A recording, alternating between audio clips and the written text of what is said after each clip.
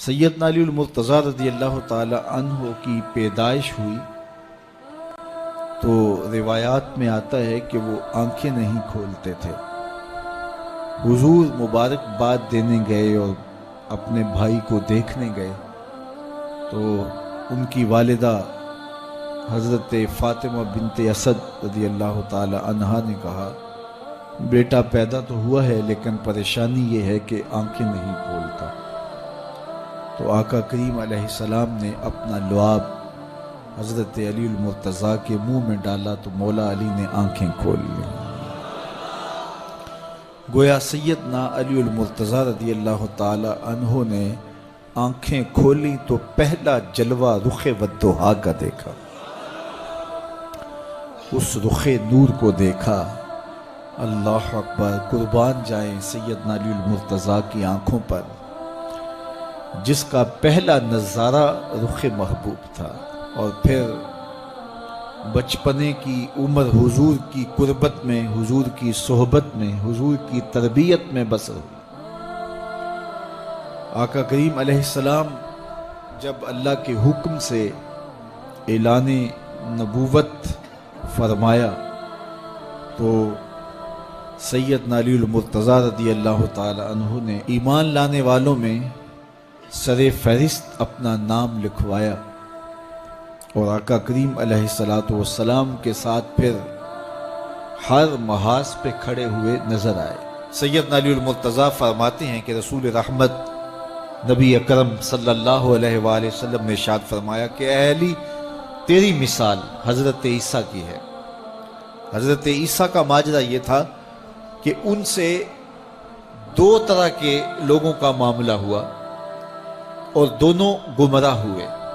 ایک وہ جنہوں نے حد سے زیادہ ان سے محبت کی اور اس قدر بڑھا چڑھا دیا کہ انہیں اللہ کا بیٹا قرار دے دیا، اور دوسرے یہودی تھے جو اس قدر بغض رکھا سیدنا عیسیٰ علیہ السلام سے کہ ان کے قتل کے درپے ہوئے، ان کی ماں پہ تہمت لگائی۔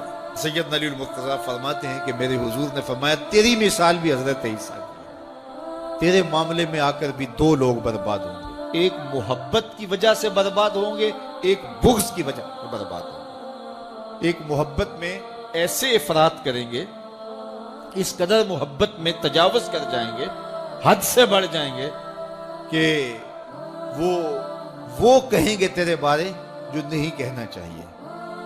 حتیٰ کہ سیدنا علی المرتضیٰ رضی اللہ تعالی عنہ کی محبت میں لوگوں نے تمام صحابہ پر سب و شتم کو جائز سمجھ لیا، اور ایک طبقہ ایسا بھی ہے جو سیدنا علی المرتضیٰ رضی اللہ تعالی عنہ کو خدا اور الہ کہتا ہے۔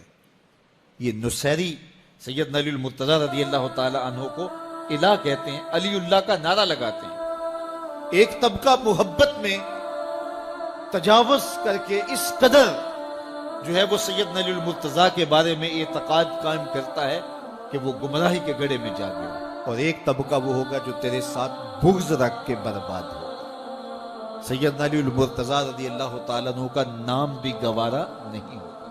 سیدنا علی المرتضیٰ کا نام لیا جائے تو طبیعت میں بے چینی اور اضطراب پھیل جائے گا۔ اور ایک طبقہ ایسا ہے نواسب کا، نواسب باقاعدہ 10 محرم کو سیدنا علی المرتضیٰ رضی اللہ تعالی عنہ کے شہزادے کی شہادت کے دن کو عید کے طور پہ منایا کرتے ہیں۔ وہ نئے نئے کپڑے پہنتے ہیں، انواع اقسام کے کھانے کھاتے ہیں اور ایک دوسرے کو مبارکیں دیتے ہیں اور گلے ملتے ہیں۔ تو نواسب سیدنا علی المرتضیٰ اور خاندان نبوت کے ساتھ بغض رکھنے کی وجہ سے برباد ہوئے، اور جو نصیری اور وہ طبقات جو حضرت سیدنا علی المرتضیٰ کے ساتھ محبت کے ازدیاد میں یہاں تک جا پہنچے کہ انہیں ابن اللہ کہہ دیا، یا ان کی محبت کے اندر جلیل القدر ہستیوں پر تان و تشنیع کے تیر برسائے، تو یہ گمراہی کے گڑھے میں جا گرے۔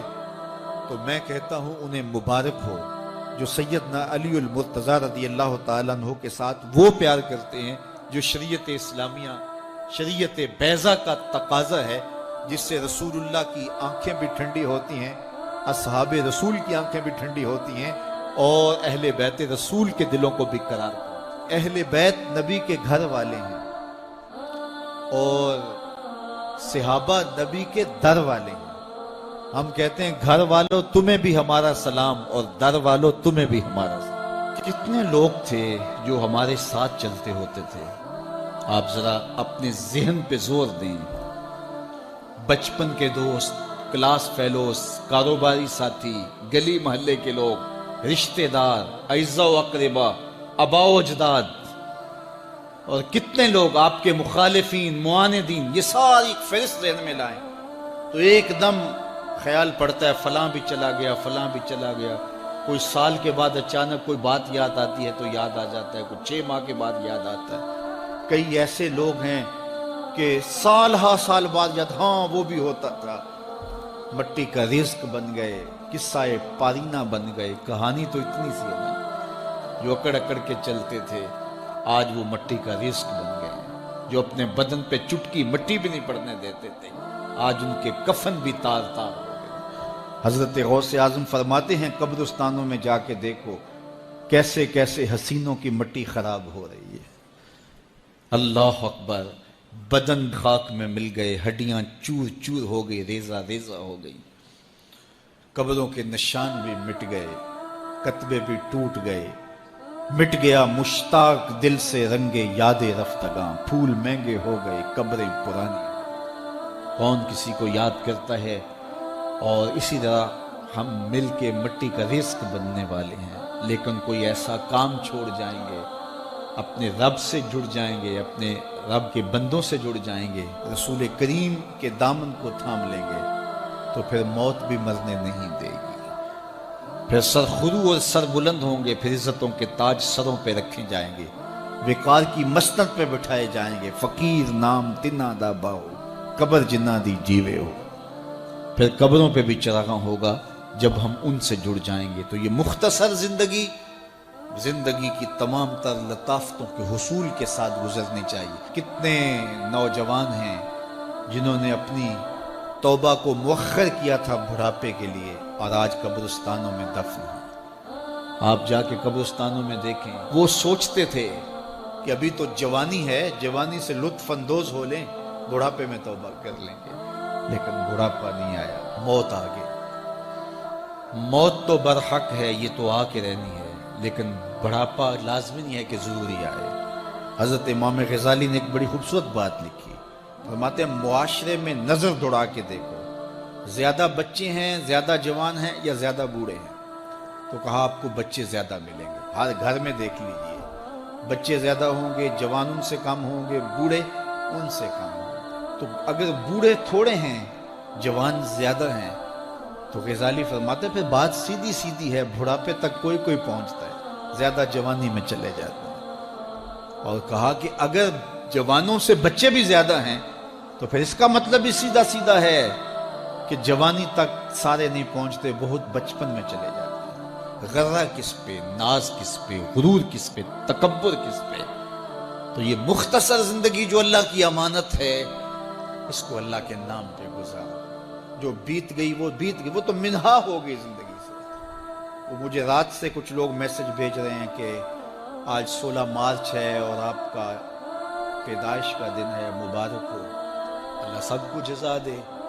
لیکن میں آج اپنی چھوٹی بیٹی کو بھی کہہ رہا تھا، وہ مجھے بولی کہ ابو آپ کو مبارک ہو. تو میں نے کہا کہ آپ ہاتھ اٹھا کے اللہ کی بارگاہ میں دعا کرو کہ اللہ آپ کے باپ کے 46 سال کے گناہ معاف کر دے. یہ تو زندگی گزر گئی ہے، 46 سال میرے ہاتھ سے نکل گئے ہیں. میں الٹا بھی لٹک جاؤں تو یہ میرے ہاتھ نہیں آ سکتے. اگر میں نے اچھے گزارے ہیں تو مجھے مبارک ہو اگر قبول ہو گئے ہیں، اور اگر اچھے نہیں گزرے تو مجھے توبہ کرنی چاہیے. زندگی کی کوتاہیوں سے توبہ کرنی چاہیے. ہم سمجھتے ہیں ہم بڑے ہو رہے ہیں، حقیقت میں ہم چھوٹے ہو رہے ہیں. ہم اپنی زندگی کے اہداف طے کریں، زندگی کے مقاصد طے کریں. ساری زندگی اس کے گرد سفر کرنی چاہیے. کئی لوگ ساری زندگی گزار دیتے ہیں، ان کو ساری زندگی راستے نہیں ملتا کہ جانا کدھر. وہ کیوں؟ وَأَضَلُّ السَّبِيلَ. اللہ فرماتا وہ بھٹکے ہوئے مسافر ہوتے ہیں. اللہ سے راستہ مانگو، آہستہ چلو لیکن منزل کا تعین کر کے بڑھو. بڑھتے رہو، منزل تمہارا استقبال کرے گی. آج مشکل ہے تو کل آسانیاں ہوں گی. تو یہ زندگی تیزی کے ساتھ کٹ رہی ہے. لمحہ لمحہ میں اور آپ موت کے قریب ہو رہے ہیں. قبل اس سے کہ وہ وقت آئے کوئی حجت باقی نہ رہے. مجھے اور آپ کو اپنی آخرت کی تیاری کی کوشش کرنی